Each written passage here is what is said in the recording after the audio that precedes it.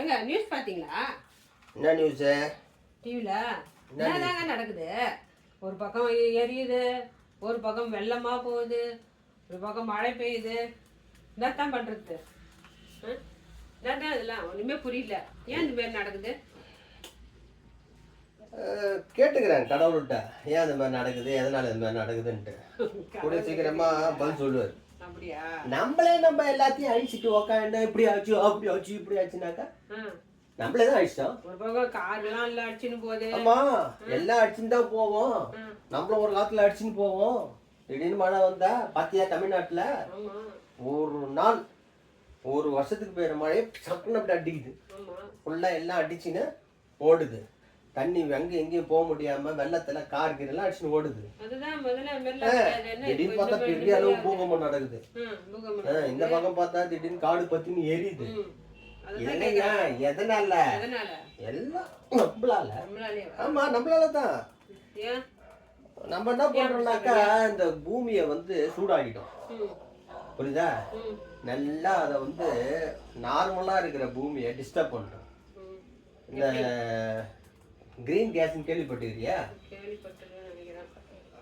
அந்த கிரீன் கேஸ்னாக்கா என்னன்னா இந்த கார்பன் டை ஆக்சைடு, இந்த மீத்தேன், இந்த நைட்ரஸ் ஆக்சைடு, அதுக்கப்புறம் ஓசோன்ல வர அந்த வாயுக்கள், இந்த இதை எல்லாமே என்ன பண்றது ஃபுல்லா அதிகமாகி வர்ற சூரிய ஒளிய பூமி பட்டு வெளியில போடும் போது அதை தடுத்து நிறுத்தி மறுபடியும் பூமிக்கே அனுப்பி பூமி சூடாகும்.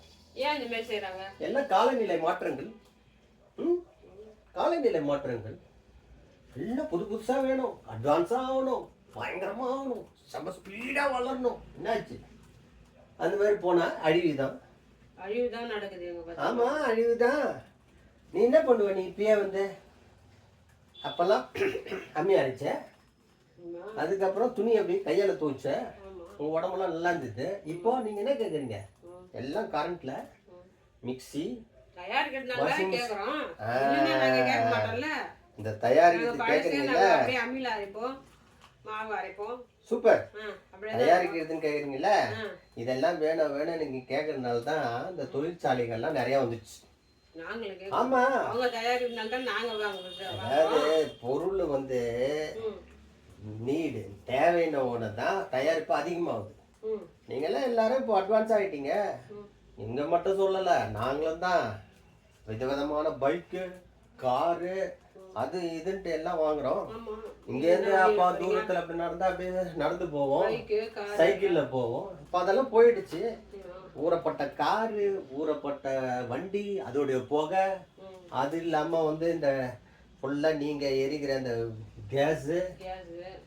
கேஸ்ல வர அந்த இது எல்லாமே ஒரு பக்கம் தொழிற்சாலைகள் விடுற கழிவுகள், ஒரு பக்கம் அக்ரிகல்ச்சர் நிலத்துல அதுல அந்த கழிவு பொருட்களை எரிய வைக்கிறாங்க, அதுல வர்ற கழிவுகள்.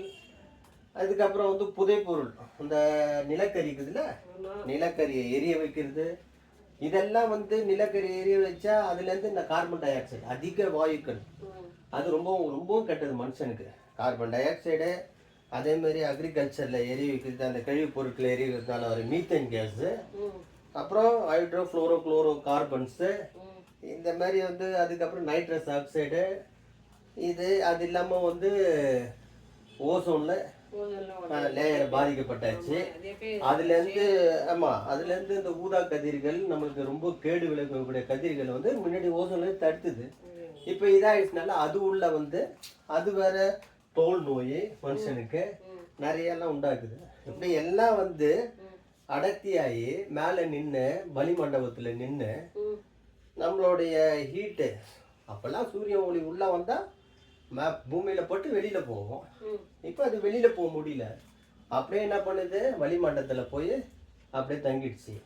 அந்த கார்பன், இந்த வாயுக்கள், இந்த கிரீன் கேஸ் இதெல்லாம் தடுத்து நிறுத்தி மறுபடியும் என்ன கடல் மேல வெப்பமாவு, அதுல இருந்து வாட்டர் வேப்பர், ஆவி, நீராவி அப்படியே மேல போய் திடீர்னு ஒரு இடத்துல அப்படியே பயங்கர மழை.